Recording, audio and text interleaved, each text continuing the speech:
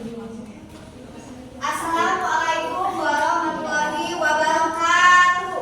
Waalaikumsalam warahmatullahi wabarakatuh. Selamat siang anak-anak. Siang, Ibu. Apa kabarnya hari ini? Alhamdulillah luar biasa, tetap semangat. Allahu Akbar. Sebelum kita memasuki pembelajaran, baiknya kita berdoa terlebih dahulu sesuai dengan agama dan kepercayaan masing-masing, agar apa yang kita pelajari hari ini nantinya bermanfaat di kemudian hari. Hari ini siapa yang berangkatnya lebih awal? Saya. Bella Letiani, selamat berdoa.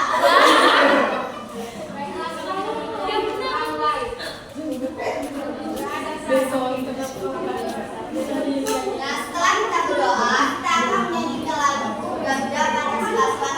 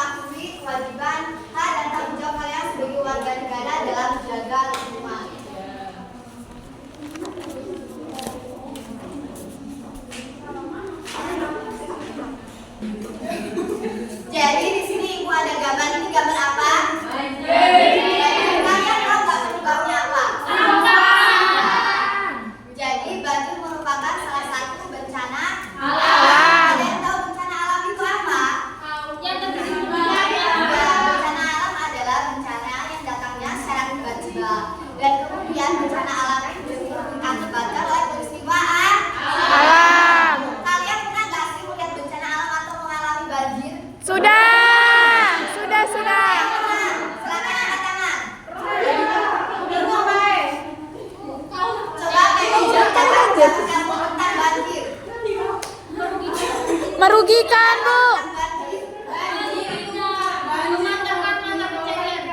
Kebanyakan air, Bu. Kebanyakan air. Nah, dapat arti tentang banjir. Saya, Bu. Kebanyakan air. Mitra, dapat Mitra tentang banjir apa? Kebanyakan air, Bu.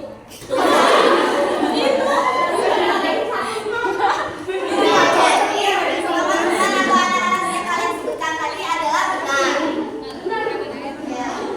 Ya. Adakah contoh lain bencana alam selain banjir? Ya, apa?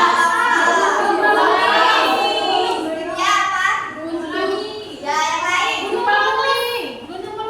Ya, jadi contoh lain dari bencana alam selain banjir adalah gunung meletus, tsunami, kekeringan, wabah bumi, dan lain sebagainya.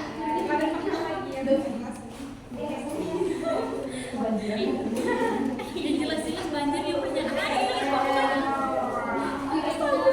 Jadi, apakah aktivitas manusia itu mempengaruhi kondisi bumi? Mempengaruhi. Nanti, apakah mempengaruhi dia?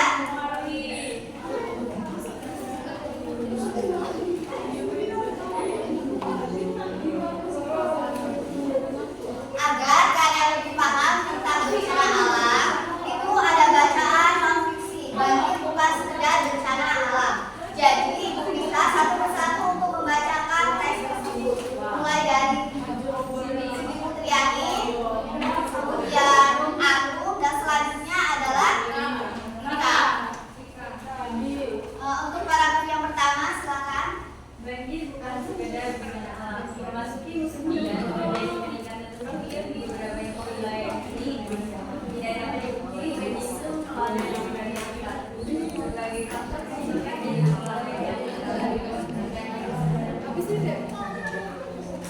Untuk paragraf yang kedua, Selain pengawetan pemukiman yang di bantaran sungai juga menjadi kesulitan pemerintah daerah sekitar Gunung.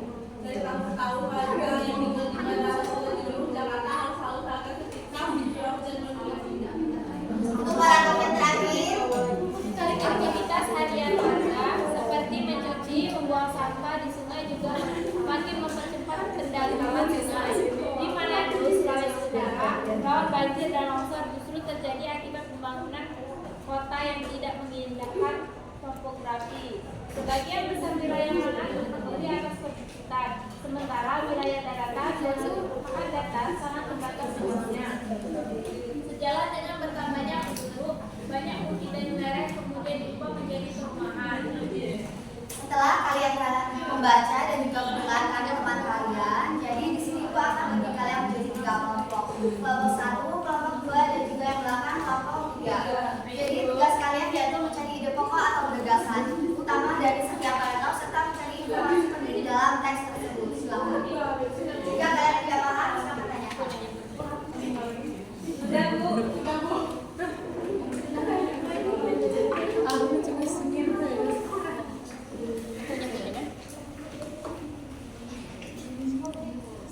Apakah sudah selesai? Sudah.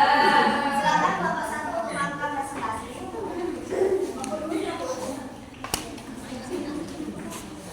Tidak. Dari tes banjir bukan sekedar berita, gagasan utama dari paragraf ke-1 yaitu memasuki musim hujan curah hujan di beberapa wilayah yang didampak. Informasi pentingnya beberapa wilayah terjadi banjir karena faktor alam. Untuk kelompok 2,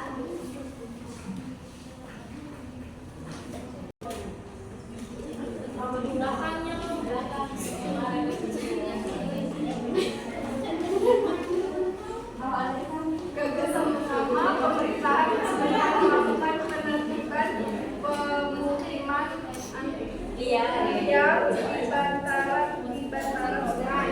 Lalu informasi pentingnya penyempitan badan sungai diakibatkan munculnya pemukiman yang di bantaran sungai. untuk kelompok yang terakhir,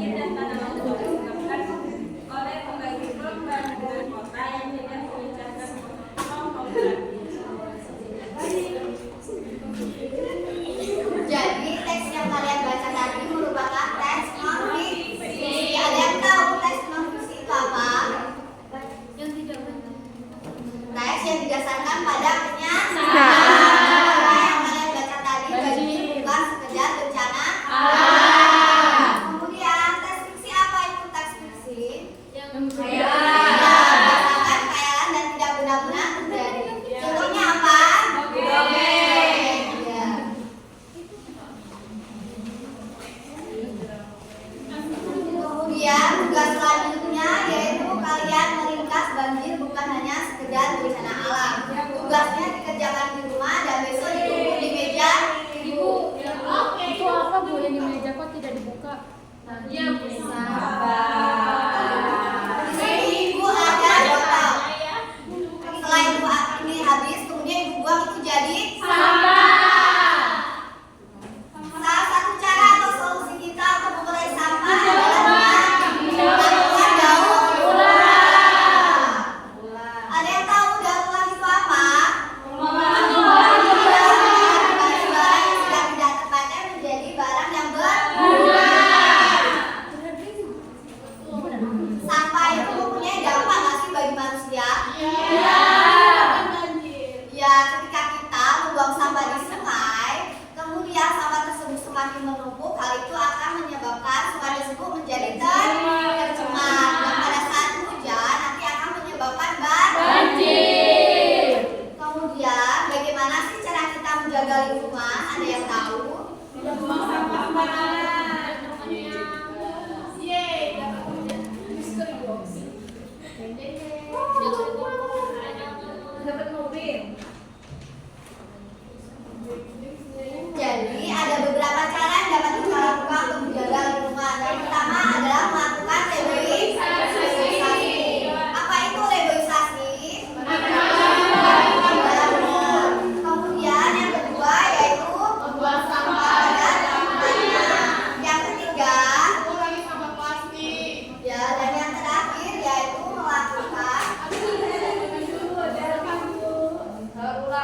melakukan daur ulang. Nah, dari kegiatan ini merupakan kewajiban kita sebagai warga negara Indonesia dalam menjaga lingkungan. Ketika kita menjaga lingkungan dengan baik, maka kita akan mendapatkan dampak positif. Dampak apa aja? Dampak positif. Ya, benar, udara bersih, lingkungan bersih.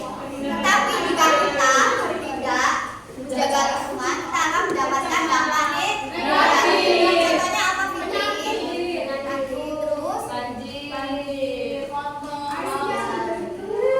Terus kemudian bencana alam itu diakibatkan oleh dua faktor. Yang pertama adalah faktor alam dan yang kedua adalah faktor manusia.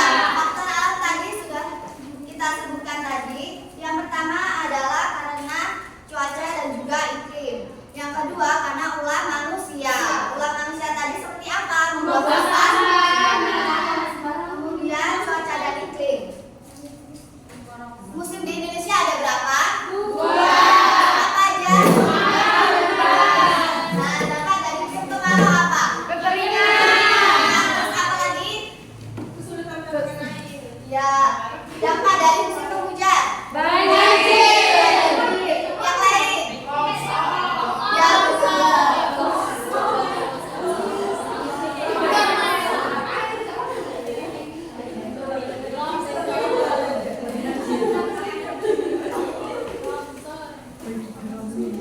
Jadi apa manfaat kalian mempelajari tentang bumiku dan musimnya?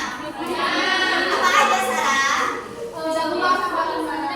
Ya, kita jadi tahu cara menjaga lingkungan.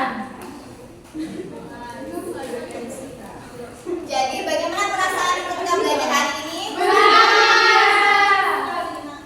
Jadi apakah ada yang ditanyakan terkait dengan materi?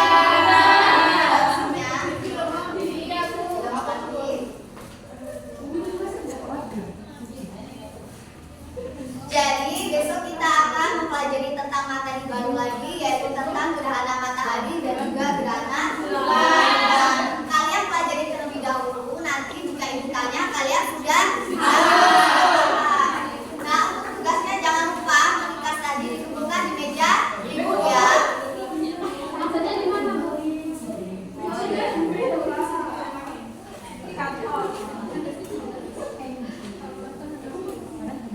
Ibu minta maaf apabila ada